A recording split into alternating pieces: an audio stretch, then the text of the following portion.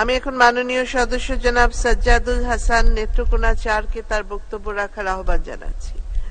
আপনার সময় 7 মিনিট। মাননীয় স্পিকার, 2024-25 অর্থ বছরের জন্য মাননীয় অর্থমন্ত্রী এই মহান সংসদে যে বাজেট পেশ করেছেন তার উপর আলোচনার জন্য আমাকে সুযোগ দেওয়ার জন্য আমি আপনাকে আন্তরিক ধন্যবাদ জানাচ্ছি। আমি আমার বক্তব্যের শুরুতেই গভীর শ্রদ্ধার সাথে স্মরণ করছি হাজার বছরের শ্রেষ্ঠ বাঙালি জাতির পিতা বঙ্গবন্ধু শেখ মুজিবুর রহমানকে। বিনম্র শ্রদ্ধা জানাই 1975 সনের 15ই আগস্ট সেই কালো রাতে জাতির পিতা বঙ্গবন্ধু শেখ মুজিবুর রহমানের প্রিয় সহধর্মিণী বঙ্গমাতা শেখ ফজিলুন্নেসা মুজিব সহ তার পরিবারের যে 18 জন শহীদ হয়েছেন তাদেরকে।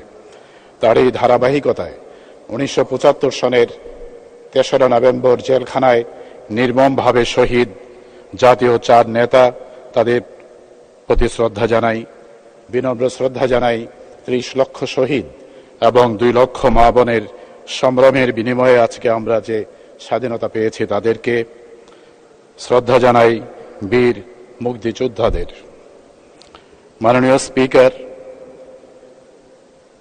একটা জিনিস সবসময় আমরা লক্ষ্য করি যখন এই মহান সংসদে বাজেট পেশ করা হয় তখন এই দেশের কিছু কথিত সুশীল সমাজের প্রতিনিধি বা যারা বিভ্রান্ত ছড়াতে চান তারা বাজেটটি পেশ করার সাথে সাথেই এই বাজেট ভালো হয়নি, এই বাজেট গরিব বান্ধব হয়নি, এই বাজেট ধনী লুটেরাদের বাজেট হয়েছে, এটা 15 বছর যাবতই শুনে এসেছি। কিন্তু পরিসংখ্যান যদি আমরা দেখি, আমি সেই পরিসংখ্যানে বিস্তারিত যাচ্ছি না কারণ আমার আগে অনেক মাননীয় সংসদ সদস্যগণ এখানে সেগুলো উদ্ধৃত করেছেন। শিক্ষা, স্বাস্থ্য, কৃষি, যোগাযোগ এবং ডিজিটাল ক্ষেত্রে তো মাননীয় সংসদ সদস্য বিস্তারিত বলেছেন। মাননীয় মন্ত্রী মহোদয় ডিজিটাল আর্কিটেক্ট হিসেবে পরিচিত মাননীয় প্রধানমন্ত্রীর তথ্য প্রযুক্তি বিষয়ক উপদেষ্টা সজীব ওয়াজেদ জয় যে অভাবনীয় সাফল্য বাংলাদেশে নিয়ে এসেছেন তা আজকে আমরা সকলেই সেটা উপভোগ করছি। এই কিছুদিন আগে যখন কোভিড ছিল আমার সেটা মনে পড়ে, কোভিডের সময় মাননীয় প্রধানমন্ত্রী জননেত্রী শেখ হাসিনা সারাটি দেশকে এই ডিজিটাল প্ল্যাটফর্মের মাধ্যমে একতাবদ্ধ রেখেছিলেন এবং আমি একদিন সাতক্ষীরাতে মাননীয় প্রধানমন্ত্রী জননেত্রী শেখ হাসিনা ভিডিও কনফারেন্সের মাধ্যমে সম্পৃক্ত হয়েছিলেন।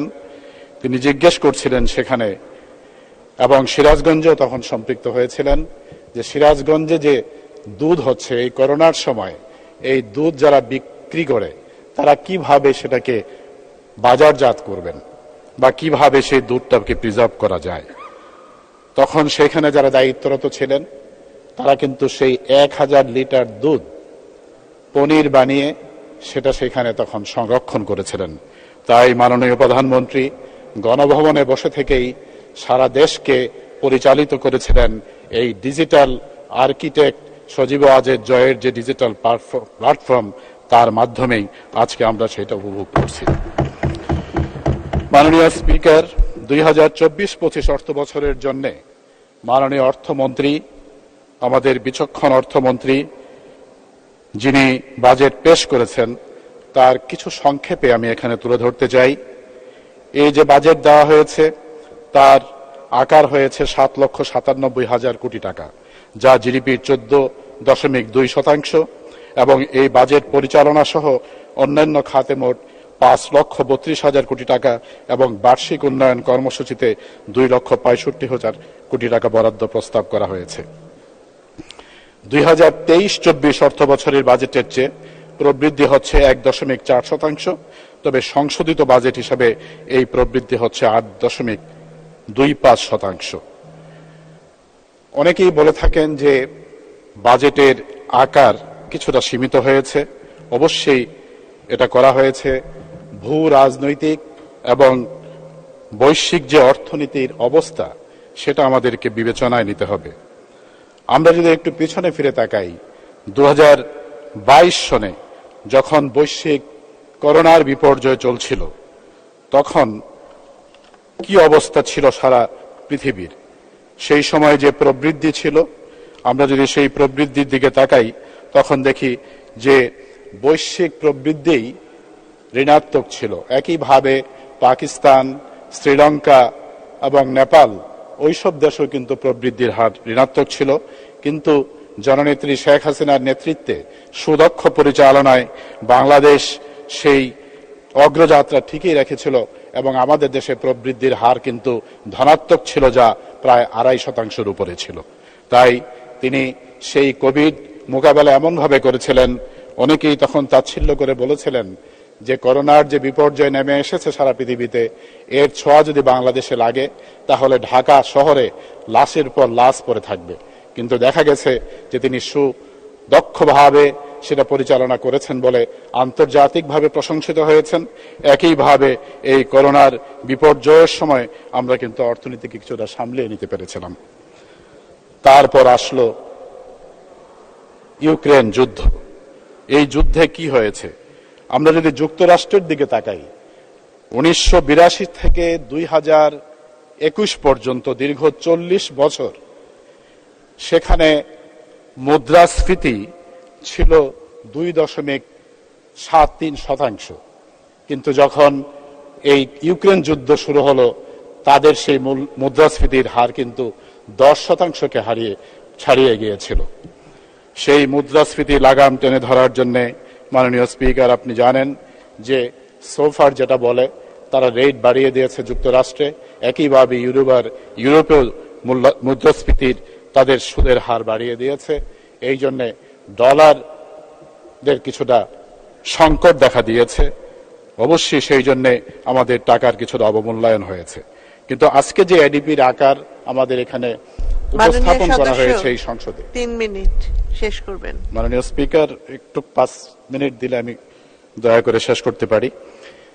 আজকে যে অবস্থা, আমাদের বাংলাদেশ ব্যাংক যে সংকোচনমূলক মুদ্রানীতি অবলম্বন করেছে, অবশ্যই সেটা মুদ্রাস্ফীতির আকারকে লাগামকে টেনে ধরবে এবং একই সাথে অর্থ মন্ত্রণালয় তাদের ব্যয় সাশ্রয়ী যে রাজস্ব নীতি দিয়েছে, সেটাও আমাদেরকে ইনশাল্লাহ সেই যে একটু সংকটে যাচ্ছে সেটা অতিক্রম করতে সহায়তা করবে। মাননীয় স্পিকার, এখানে আমি একটু বলতে চাই আমাদের এলাকার বিষয়ে। মাননীয় সড়ক পরিবহন ও যোগাযোগ মন্ত্রী মহোদয় আছেন। আমাদের ময়মনসিংহ থেকে নেত্রকোনা হয়ে ধর্মপাশা পর্যন্ত সুনামগঞ্জের একটা উপজেলা, সেটা 4 লেনে উন্নীত করা দরকার। যুক্তিটা হচ্ছে যে আমরা জানি যে সুনামগঞ্জে ওখানে কিন্তু সরাসরি কানেক্টিভিটি হচ্ছে। একই সাথে সোমেশ্বরীর যে বালু, সেই বালু কিন্তু সারা দেশে পরিবহন করে নির্মাণ কাজে আসতে হয়। এতে প্রচুর যানজটের সৃষ্টি হয়, দুর্ঘটনা সৃষ্টি হয়। তাই এই নেত্রকোনার এই সড়কটি 4 লেনে উন্নতি করার জন্য আমি মাননীয় মন্ত্রী মহোদয়কে আপনার মাধ্যমে অনুরোধ করছি। আমাকে মাননীয় প্রধানমন্ত্রী বেসামরিক বিমান ও পরিবহন পর্যটন মন্ত্রণালয়ের সংসদীয় কমিটির সভাপতি করেছেন, আমি সেই জন্য কৃতজ্ঞতা জানাই। সৈয়দপুর যে বিমানবন্দর আছে, সেই বিমানবন্দরটি একটা আঞ্চলিক হাবে পরিণত করার জন্য সেই নির্দেশনা ছিল, কিন্তু ভূমি অধিগ্রহণের জন্য সংশ্লিষ্ট মন্ত্রণালয় থেকে 5,000 কোটির প্রস্তাব করা হয়েছে মাননীয় অর্থমন্ত্রীর কাছে। মাননীয় অর্থমন্ত্রী মহোদয় দিনাজপুরের লোক, তিনি আবার বেসামরিক বিমান পরিবহন মন্ত্রণালয়ে চিঠি দিয়েছেন সেই বিমানবন্দরটা যেন সেই কাজ ত্বরান্বিত হয়।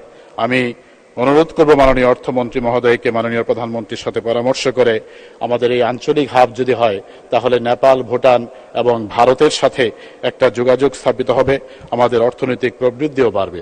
কারণ এভিয়েশন ইন্ডাস্ট্রিতে আমাদের প্রবৃদ্ধির হার কিন্তু খুবই কম, মাত্র 0.3%, যা ভারতে 1.5%, আরব আমিরাতে 13%। তাই আমাদের যদি এটা বাড়াতে হয়, নিশ্চয়ই আমাদেরকে সেইভাবে চিন্তা করতে হবে। বাণিজ্য প্রতিমন্ত্রী মহোদয় হয়তো এখানে আছেন, আমি শুধু একটু বলবো যে মার্কেট যে স্ট্রাকচার, সেই ব্যাপারে একটু চিন্তা ভাবনা করা দরকার।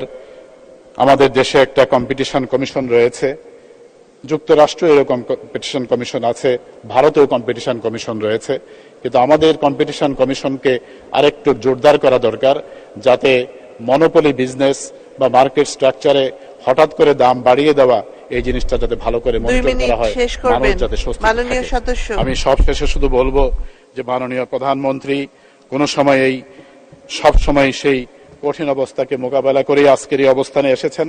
তাই সমস্ত বাধা অতিক্রম করে এই দেশকে উন্নত বাংলাদেশে পরিণত করার জন্য তিনি যে স্বপ্ন দেখেছেন, আমাদেরকে দেখিয়েছেন, তা অবশ্যই তার নেতৃত্বে আমরা পাবো এই আশা ব্যক্ত করে সকলকে ধন্যবাদ জানিয়ে আমার বক্তব্য শেষ করছি। জয় বাংলা, জয় বঙ্গবন্ধু, বাংলাদেশ চিরজীবী। ধন্যবাদ মাননীয় সদস্য।